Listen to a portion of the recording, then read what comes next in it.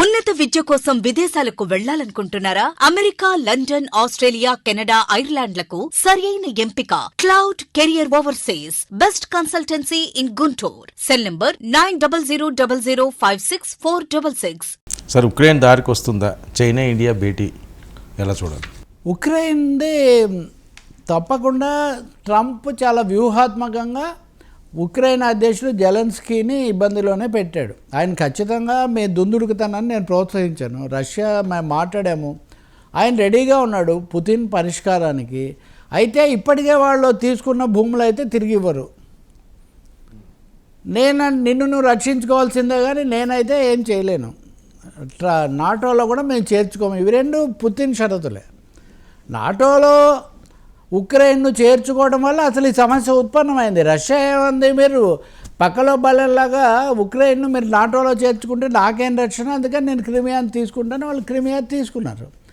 దాని మీద నుంచి యుద్ధం అలా పెరుగుతూ వచ్చింది. ఉక్రెయిన్ జెలెన్స్కీ ఒక దశలో చాలా దుందుడుగ్గా మాట్లాడారు, ఒక దశలో పుతిన్ కూడా అణ్వాయుధాలు ఇలాంటివి మాట్లాడినా అవేమీ జరగకపోవడం అనేది మంచి విషయమే.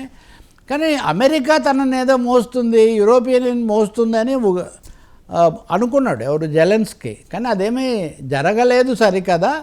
దీన్ని ఆధారంగా చేసుకొని ట్రంప్ ఉక్రెయిన్ యొక్క గనుల మీద ఖనిజ సంపద తన చేతుల్లోకి తీసుకున్నాడు. ఆ ఒప్పందం అయిపోయింది. ఇంకా ఇప్పుడు ఉక్రెయిన్లో ఉన్న సమస్య ఖనిజ సంపద దాదాపు అమెరికా చేతుల్లోకి వచ్చింది. ఆయన పని అయిపోయింది.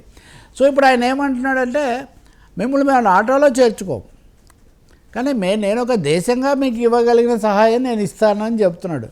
కాబట్టి జెలెన్స్కీకి మెసేజ్ ఇచ్చేశాడు ట్రంప్, నువ్వు తల వంచి పుతిన్ చెప్తున్న షరతుల ప్రకారం ఒప్పందానికి నువ్వు వచ్చేసేయి, పైగా కాల్పుల విరమణ ఇలాంటి తతంగాలు ప్రహసనాలు కాదు, పూర్తి స్థాయిలో ఇది ముగించాలి అనే ఒక సందేశం ఆయన ఇచ్చారు. దానికి తగినట్టే యూరోపియన్ దేశాలన్నీ కూడా, ఆయన ఆ మాట కూడా అన్నాడు, never so many European heads in American capital at a time అన్నాడు.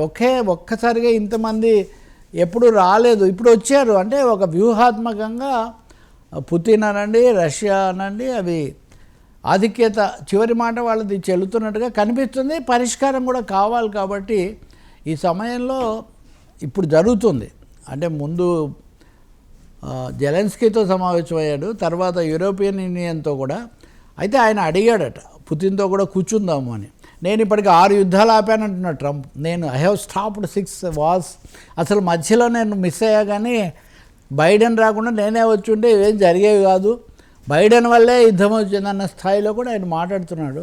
ఏం జరుగుతుందో ప్రపంచ పరిణామాల్లో ముఖ్యమైన అయితే ఇక్కడ జరుగుతుంది. దీనికి ఇంకొక రెండో పార్శ్వం భారత్ చైనాలు దగ్గరగా రావడం. చైనా విదేశాంగ మంత్రి వాంగ్ ప్రస్తుతం ఇండియాలో ఉన్నారు. నిన్న విదేశాంగ మంత్రి జైశంకర్తో ఆయన చర్చలు జరిపారు. ఇరు దేశాల మధ్య ఈ ఉద్రిక్తత ఉపశమనం, డీఎస్కలేషన్ ప్రాసెస్ కొనసాగించుదాం మనము అని వాళ్ళు అవగాహనకు వచ్చారు.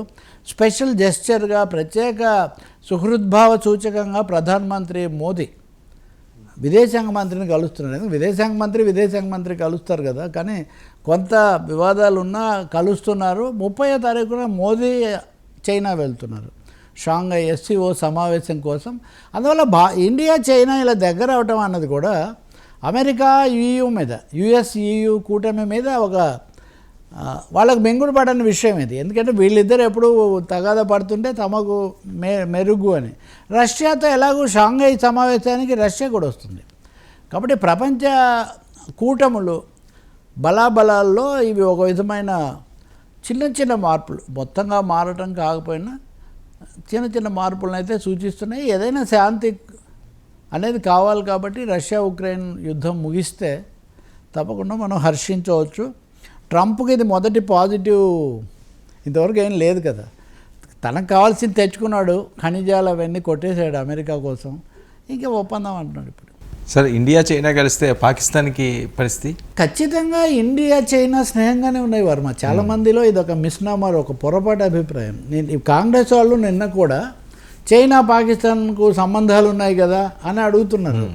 పాకిస్తాన్కు చైనాకు సంబంధాలు ఉంటాయి కూడా, కానీ భారతదేశంతో సంబంధాల మీద చైనా ఎప్పుడు ప్రభావం చూపించదు. చైనా కాశ్మీర్ సమస్య అంతర్గతంగా పరిష్కరించుకోవాలని చెప్పడంతో పాటు ఒక స్టేబుల్ నార్మలైజేషన్ దిశలోనే చైనా చూస్తుంది. పాకిస్తాన్తో ఉంది శత్రువు మిత్రుడు అన్నట్టుగా ఒకప్పుడు సంబంధాలు ఏర్పడ్డాయి. ఏ దేశమైనా నాకు ఇండియాతో స్నేహం ఏర్పడింది కాబట్టి నేను పాకిస్తాన్ మొహం చూడను.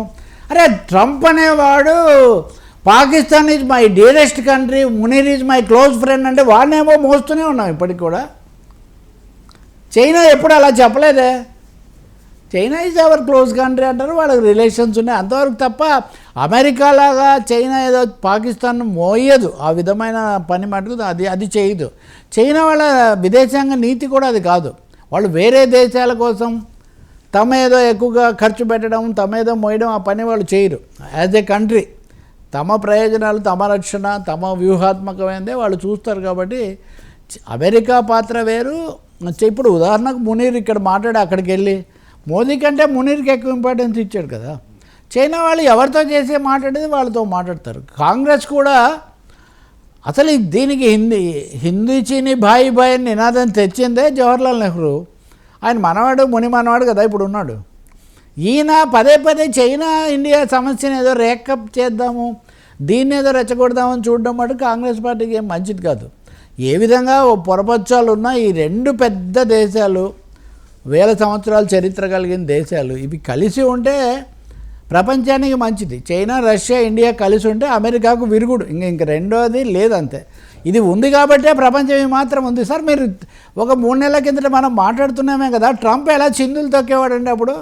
అందులో ఒక్కటే నిజమైందా? ఇప్పటి వరకు మనం చర్చించిన చాలా అంశాలు సత్యమే నిలబడుతుంది అంతే, ఎవరేమి వేషాలు వేసినా.